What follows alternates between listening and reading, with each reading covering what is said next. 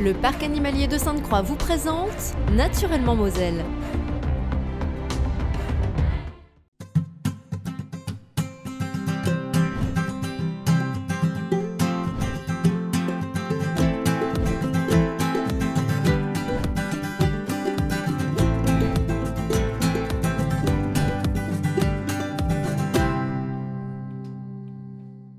Bonjour et bienvenue dans Naturellement Moselle. Aujourd'hui, nous allons parler de gaz naturel. La guerre en Ukraine et la crise énergétique qui en découle nous interrogent sur notre dépendance aux énergies fossiles, que ce soit le gaz, le pétrole ou encore le charbon. Les politiques, les scientifiques, tous sont unanimes qu'il faut revoir notre stratégie énergétique. Alors en France, on n'a pas de pétrole, mais on a des idées. Dans ce numéro de Naturellement Moselle, nous allons découvrir la start-up Messine 458 Énergie et rencontrer Nicolas Pellissier, le fondateur. 458 Énergie prospecte des gisements d'hélium et d'hydrogène naturel en Europe, mais aussi en France. Mais avant, commençons avec le premier reportage. Chaque année, le printemps nous invite à faire du tri et du ménage chez soi. Chaque année, les agents du département, eux, ramassent les déchets qui jonchent les routes. La campagne de nettoyage s'est déroulée sur 2 semaines. Une centaine d'agents des services routiers du département étaient mobilisés chaque jour. Et le constat est le même chaque année, la quantité de déchets ne diminue pas. Anne-Sophie Gross a suivi les agents du département de la Moselle dans les environs de Rombat. Emballages, mégots, chaussures et même pneus de camion, on trouve de tout aux abords des routes départementales. Alors, comme chaque année, les agents du département se lancent dans un grand nettoyage de printemps. Mais à force de ramasser les ordures des usagers, une certaine lassitude s'installe. C'est pas valorisant pour les agents qui ramassent ça, parce que chaque année ils font quelque chose et pour 15 jours ou 3 semaines plus tard, que ça redevienne pareil. Si les agents ne sont plus surpris par l'incivilité constante des usagers, la colère, elle, reste intacte. Laurent est agent départemental depuis 33 ans et en 3 décennies, il n'a pas vu les comportements évoluer. C'est toujours aussi sale et les personnes sont vraiment assez m'en foutissent là-dessus, quoi. La nature, bon, ça leur fait rien, quoi. Salir, c'est pas gênant pour eux, quoi. Hein, et puis bon, il faut aussi penser à nos enfants, quoi, hein, parce que polluer c'est bien beau, mais à un moment il faut que ça stoppe. Malgré l'urgence climatique et les innombrables alertes des défenseurs de l'environnement, les usagers ne semblent pas prêts à jeter les déchets dans une poubelle. Sur 42 millions de kilomètres carrés traités, les 100 agents mobilisés ramassent en moyenne 90 tonnes de déchets. Quand on le rapporte au kilomètre traité, c'est qu'un peu plus de 45 kilos par kilomètre traité. Ça montre le peu de scrupules, ça montre l'incivilité que l'on rencontre un peu partout. L'ensemble de ces ordures sera ensuite acheminé vers les déchetteries et les centres de traitement partenaires de l'opération. Pour rappel, ce grand nettoyage permet de ramasser un maximum de détritus afin d'éviter qu'ils ne soient déchiquetés pendant la campagne de fauchage et ne polluent encore davantage nos espaces verts. Le ramassage des déchets s'effectue aussi dans la Moselle et là c'est la brigade de la gendarmerie qui s'en charge. Lors de précédents sondages subaquatiques, 28 véhicules ont été détectés dans la Moselle entre Thionville et Sierre-les-Bains. Reste aux gendarmes à les identifier. Les épaves seront ensuite repêchées par les voies navigables de France. En plus de dépolluer la Moselle, cette opération appelée territoire propre peut permettre aux gendarmes de résoudre des affaires judiciaires. Emma Facchetti a pris place à bord du bateau de la gendarmerie. Objet cylindrique, 5,50 m de long. Voilà, c'est ça. Ouais, ben c'est ça. Mais j'arrive pas à dire ce que c'est. Un espèce de... une buse. Mauvaise pioche pour cette fois-ci. Il ne s'agit que d'un tuyau. Ces 3 plongeurs de la brigade fluviale de gendarmerie sondent à tâtons les fonds de la Moselle. À 3 mètres de profondeur et dans une eau à 11 degrés, ils sont à la recherche du moindre indice pour tenter d'identifier des carcasses. Un exercice pas toujours facile dans ces eaux troubles. Il y a très peu de visibilité dans la Moselle et ça ne nous rend pas la tâche facile. Et il y a encore moins de visibilité lorsqu'il y a un automoteur qui passe et qui soulève de la vase. Et là, nous sommes dans l'obscurité totale. Pour localiser les épaves, la brigade utilise un sonar. Au total, l'appareil, utilisant les ondes sonores, a repéré une trentaine de points à identifier. Tout est répertorié la position exacte GPS, la profondeur de l'eau et puis une image en 3D de l'objet à aller identifier. Donc là, en l'occurrence, on voit bien la forme du véhicule avec les 4 roues et quand on prend sur une autre image 3D, on voit bien que le véhicule est sur le toit, posé au fond de la Moselle. La majeure partie des véhicules submergés sont rattachés à des affaires judiciaires, voitures volées et escroqueries à l'assurance. Les épaves seront extraites d'ici quelques mois par les voies navigables de France. Une action qui permettra de dépolluer la rivière, mais aussi d'examiner une nouvelle fois les carcasses non identifiées. Elles seront sorties et posées sur des barges. Nous, on sera là pour checker les premiers éléments d'identification. Et après, plus précisément, sur un terrain vague appartenant à VNF, là, on va travailler, ils vont nous les aligner et là, on va travailler à chercher les numéros cachés pour, vu qu'il n'y a pas de plaque, pour pouvoir identifier formellement les véhicules. En 3 jours d'opération, la brigade a identifié au moins 5 véhicules volés, datant de 2012 à 2020. Retrouvons à présent notre invité. Nicolas Pellissier, bonjour. Bonjour. Vous êtes le fondateur de la start-up 458 Énergie. On se trouve dans vos locaux, là, à Metz. Alors 458 Énergie s'intéresse à 2 gaz naturels qu'on retrouve dans nos sous-sols, l'hélium et l'hydrogène. Est-ce que vous pouvez nous présenter votre activité? C'est très bien décrit. En fait, nous, notre spécialité, c'est l'exploration et la production donc, de ces 2 gaz qui sont des gaz industriels éco-responsables et valorisés en circuit court, donc l'hélium et l'hydrogène naturel. Ça veut dire que partout où on se trouve, on va trouver, il y a du gaz, de l'hélium, de l'hydrogène qui s'échappent du sol? Alors malheureusement non, pas partout où on se trouve. Il faut des contextes géologiques un peu particuliers, donc avec un certain nombre d'ingrédients, certaines roches très particulières. Mais dans certains contextes géologiques, y compris en Europe, y compris en France, on a effectivement de l'hélium et de l'hydrogène qui s'échappent du sous-sol. Ça se trouve dans des poches, comme le pétrole, comme les nappes phréatiques? Oui, tout à fait. Alors effectivement, le fait qu'ils s'échappent, c'est pas le meilleur endroit, donc il faut souvent trouver des endroits où ils ont pu se piéger en sous-sol. Et quand on dit se piéger, c'est effectivement dans ce qu'on appelle, vous venez de nommer des poches. Donc les poches, qu'est-ce que c'est? C'est quand vous êtes à la plage, au sable de plage, par exemple, vous grattez le sol, tout d'un coup il y a de l'eau qui arrive dans votre trou, et en fait c'est l'eau qui a serpenté entre les grains de sable. Là c'est la même chose, c'est-à-dire que vous pouvez remplacer l'eau par du gaz, par du pétrole, etc. Donc c'est des zones qui sont des roches qui sont poreuses et perméables et qui permettent de stocker des gaz. D'accord. Alors avant de récupérer ces gaz, il faut évidemment trouver les sites, trouver les gisements. Ouais. Comment vous réalisez vos prospections? Alors la prospection du sous-sol, ça fonctionne un peu comme un entonnoir. Vous partez avec des zones qui sont extrêmement vastes, généralement la taille d'1 ou 2 régions françaises, dans lesquelles vous savez qu'il y a un certain nombre d'ingrédients géologiques, donc ces fameuses roches, qui sont présentes. Et ensuite, progressivement, vous allez utiliser des techniques d'imagerie du sous-sol, donc ce qu'on appelle de la géophysique, pour essayer d'avoir une image, une cartographie en 3 dimensions du sous-sol, comme une échographie du sous-sol, pour pouvoir localiser au mieux les zones où le gaz a pu s'accumuler.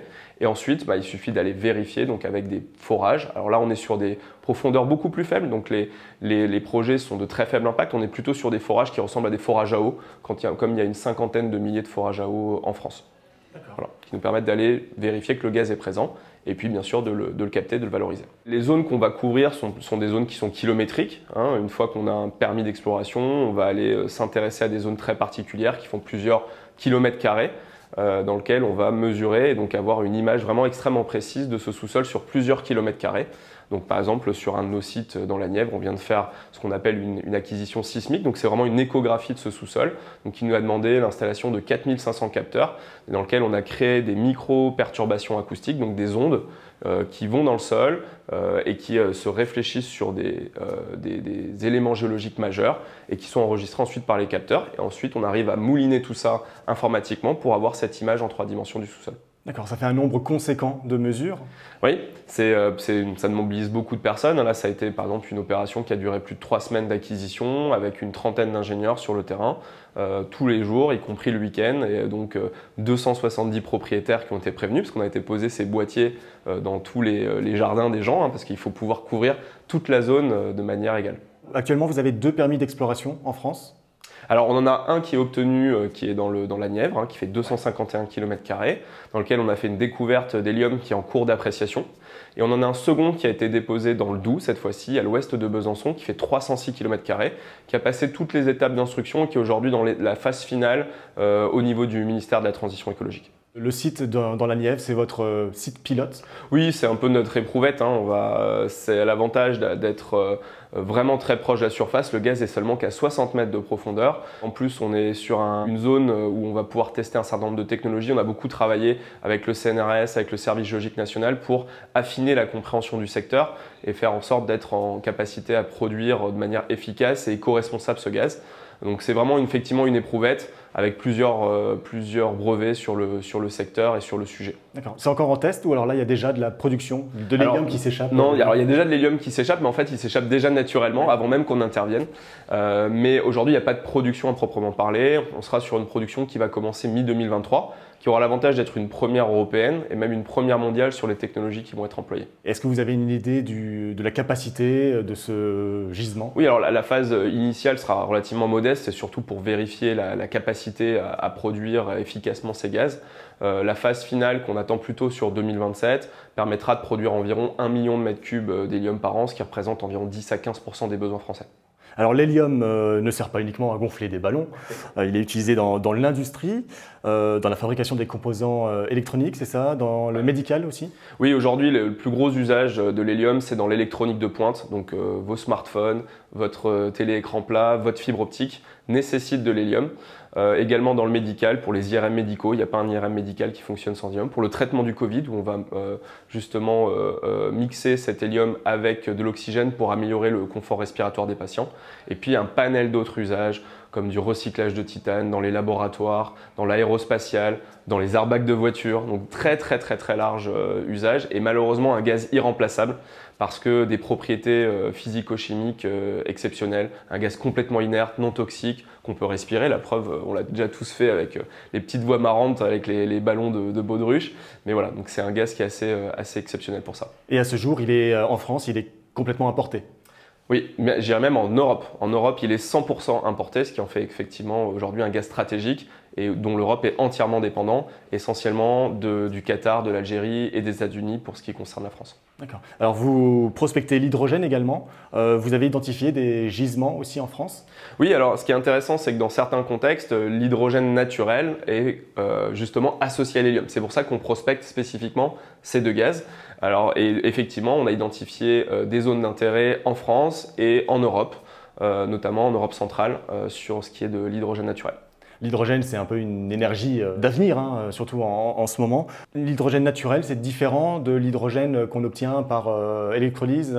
Alors, la ressource en elle-même est exactement la même, c'est de l'hydrogène, mais effectivement, l'intérêt dans l'hydrogène naturel, c'est qu'on n'a pas besoin de le produire, c'est la planète qui le fait elle-même dans certains contextes. Donc aujourd'hui, effectivement, il faut garder en tête que 95% malheureusement de l'hydrogène fabriqué sur la planète est issu de méthane, donc du gaz naturel qu'on casse pour générer d'un côté de l'hydrogène, de l'autre côté du CO2. Donc malheureusement, c'est pas très propre. L'électrolyse est une façon relativement propre de le fabriquer quand on utilise de l'énergie renouvelable. Mais ça utilise de l'électricité. Ça utilise de l'électricité, de l'eau, il faut à peu près 10 kg d'eau pour 1 kg d'hydrogène. Et puis il y a le côté intermittent des énergies renouvelables qui pose problème. Donc l'avantage de l'hydrogène naturel, c'est qu'il contrecarre un peu tous ces éléments-là. C'est-à-dire que c'est un hydrogène qui est de base décarboné, donc pas de molécules de carbone associées. Pas d'énergie anthropique pour le fabriquer, c'est la planète qui s'en charge. Pas besoin d'eau non plus. Donc ça permet d'avoir une ressource qui est à la fois très compétitive et très vertueuse. Alors Nicolas Pellissier, vous avez lancé donc la start-up 45-8 Énergie en 2017. Ingénieur en géosciences pétrolières, vous avez débuté votre carrière chez Total, en charge des projets d'exploration pétroliers. Finalement, vous avez quitté l'énergie fossile pour vous diriger vers des énergies plus respectueuses de l'environnement. Oui, tout à fait. C'est une démarche éthique. À l'époque, en 2017, de mon point de vue, Total ne bougeait pas assez vite sur la transition écologique. Et avec mes confrères, on a décidé de réutiliser tout simplement nos compétences du sous-sol, mais à des gaz qui soient plus respectueux de l'environnement, soit en vue de participer à la transition écologique ou à la New Tech. 45-8 Énergie a levé donc 5 millions d'euros auprès de Total Energy, Bouygues et la BPI France. Vous êtes aussi lauréat du plan France Relance. Vous avez obtenu une subvention de 1,6 million d'euros. Forcément, ça va être un coup d'accélérateur pour votre start-up? Oui, un coup d'accélérateur à plusieurs niveaux. Tout d'abord, effectivement financier, hein, on ne va pas se mentir, c'est le nerf de la guerre, surtout sur nos domaines d'activité qui sont très demandeurs justement de financement sur la vie du projet, mais aussi un coup d'accélérateur sur justement ces molécules stratégiques et le fait d'être accompagné directement par l'État pour permettre de faciliter la mise en production de ces gisements. Ce soutien, ça rassure aussi, on se dit, bon bah voilà, on s'intéresse à quelque chose qui est important et qui est d'avenir. Oui, c'est vrai. Alors quand on s'est lancé en 2017, on parlait quasiment pas d'hydrogène, encore moins d'hélium. La transition écologique n'était pas encore aussi prégnante dans la tête des gens. Donc c'est vrai que quelque part, j'ai envie de dire malheureusement, le contexte, Covid, guerre, etc. qu'on est en train de connaître aujourd'hui, valide notre stratégie et le modèle qu'on suit depuis le début. Donc quelque part, oui, on est conforté dans l'idée que plus que jamais, c'est le moment d'agir sur ces éléments. Vous avez une équipe de 20 ingénieurs. 45.8 Énergie va encore grossir là dans les mois, dans les années à venir avec les projets qui vont se développer, j'imagine. Oui, tout à fait. On a 3 recrutements en cours. D'ailleurs, tout candidat est le bienvenu. Hein. Et alors, il faut quoi? Il faut être ingénieur dans quel... Alors là, on est plutôt sur des métiers support, donc assistant direction, comptable et un assistant de communication. Qui sont recherchés actuellement, mais effectivement sinon c'est plutôt des ingénieurs du sous-sol, des ingénieurs en surface, donc en capacité de fabriquer des unités de production qui vont être recherchées, voilà, un peu toutes sortes de typologies d'ingénieurs et de cadres. Et une dernière question à propos de votre start-up, qu'est-ce que ça signifie 45.8? Je me suis dit, il y a un rapport avec le tableau périodique des éléments, mais non, pas du tout. Non. Non, en fait, 45 de latitude, 8 de longitude, c'est le cœur géographique de l'Europe. Et nous, notre zone d'intérêt prioritaire, c'est l'Europe. Donc c'était un petit clin d'œil à ça. En plus, les géologues de la bande, quand on a confondé la société, on a tous commencé à faire nos armes sur la géologie de Paris, sur la géologie de la pierre de Paris. Qui a un âge qui a de 45,8 millions d'années, qui est l'âge géologique qu'on appelle le lutétien, comme Lutèce, comme Paris. Donc c'était un petit clin d'œil à nos origines en géologie. Et puis on voulait une société qui commence par des chiffres parce qu'on va sortir en tête de référencement avant les lettres. Donc quand on est une société qui se lance, c'est pas mal pour se faire connaître. Mais en longitude et latitude, ça se situe où, le cœur de l'Europe? C'est le cœur géographique, il y a plusieurs en fonction de quel pays on intègre, mais dans notre version, ça c'est le nord de l'Italie. D'accord. Nicolas Pellissier, merci. Merci à vous de nous avoir accueillis et de nous avoir plaisir. présenté votre start-up 45.8 Énergie. Avec plaisir, merci. La production d'hydrogène est un enjeu majeur en matière de lutte contre la pollution. Le charbon, lui, tend à disparaître. La centrale électrique Émile Huchet de Carlin-Saint-Avold, fonctionnant au charbon, a cessé de produire de l'électricité le 31 mars dernier. Son arrêt était programmé depuis 2020, mais au vu de la crise énergétique qu'on vit actuellement, la centrale pourrait reprendre du service l'hiver prochain. C'est ce qu'a laissé entendre le ministère de la Transition écologique. Pour autant, le site tend vers les énergies renouvelables. Avant de stopper la tranche 6, la centrale a ouvert ses portes, l'occasion pour les anciens salariés de retrouver leur poste de travail. Retour sur cette journée et sur 70 ans de production avec ce reportage de Jean Milon.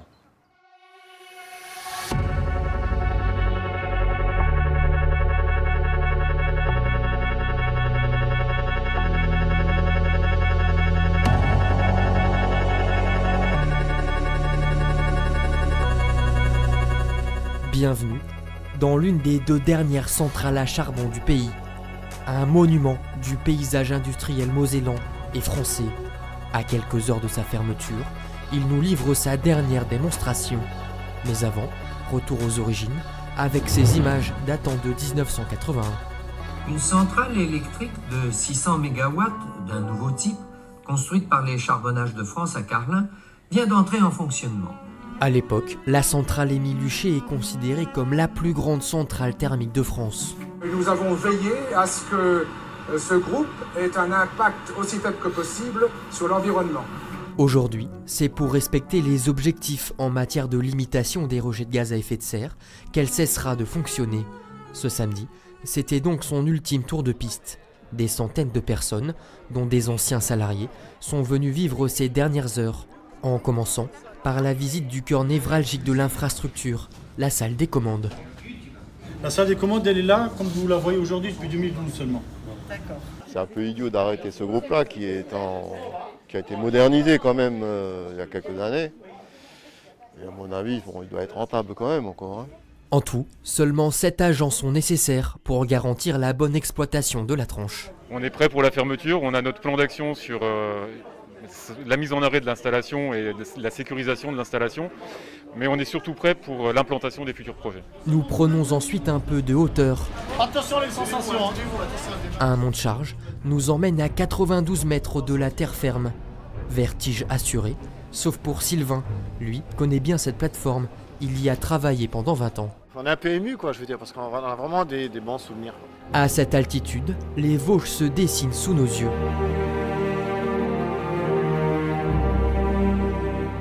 La visite terminée, c'est l'heure des retrouvailles pour les anciens de la centrale. À l'aube d'un virage sans précédent, les souvenirs remontent à la surface. C'est un formidable outil qui a toujours rempli toutes ses missions. Pour l'ensemble du bassin déjà, c'était quand même une renommée, la centrale des Muchets.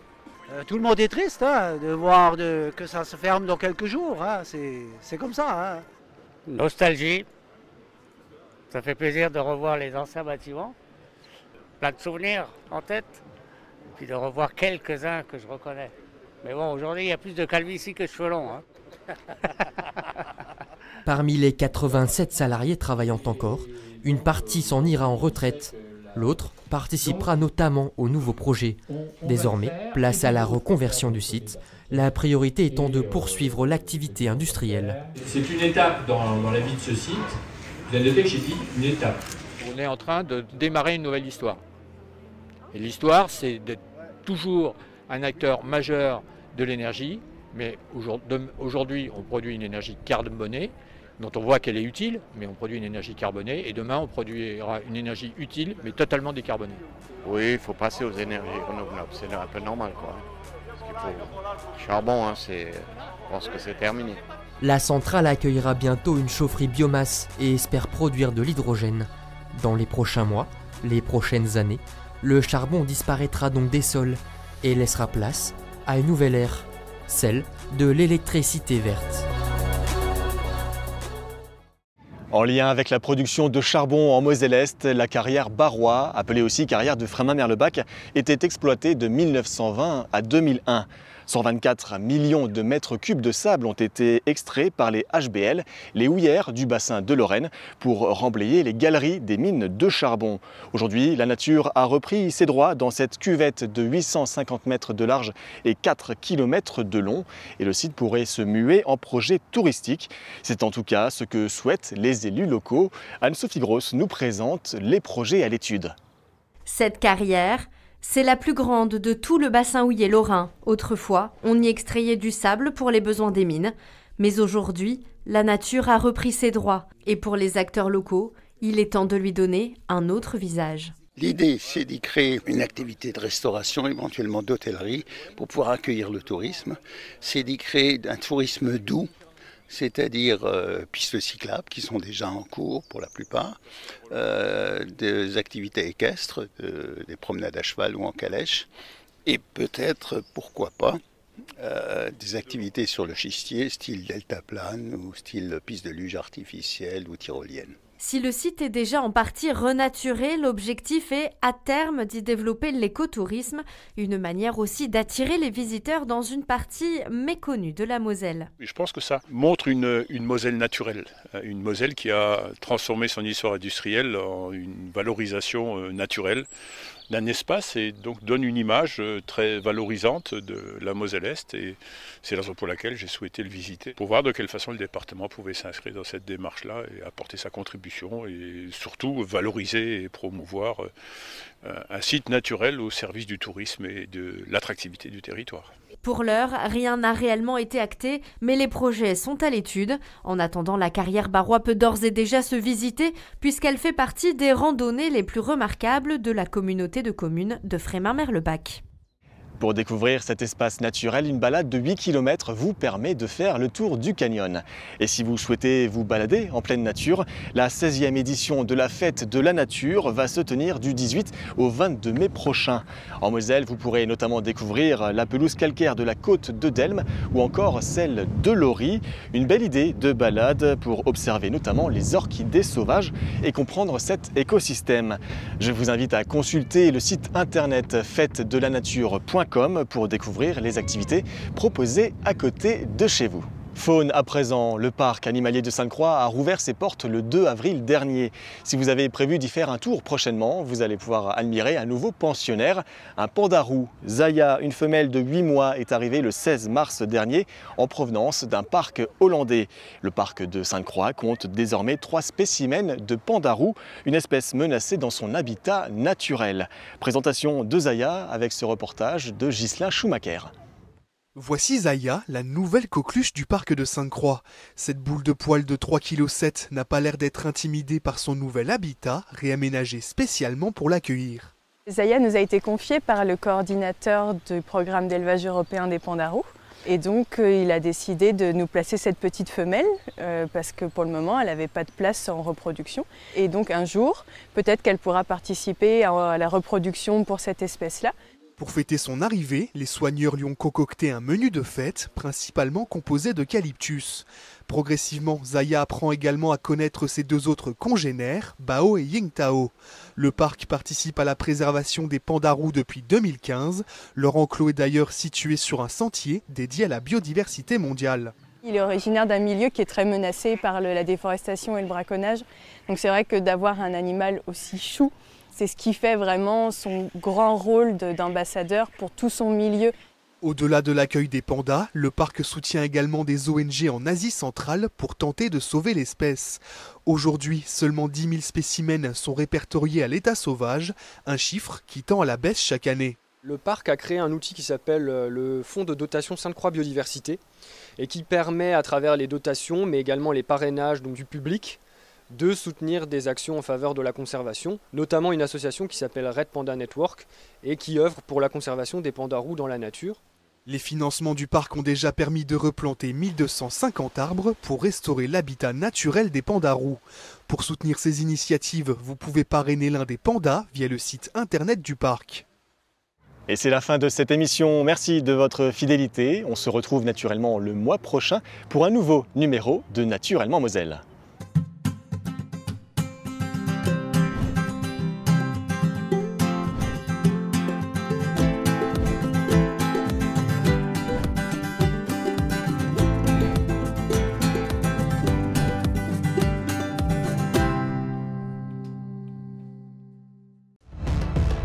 Le parc animalier de Sainte-Croix vous a présenté Naturellement Moselle.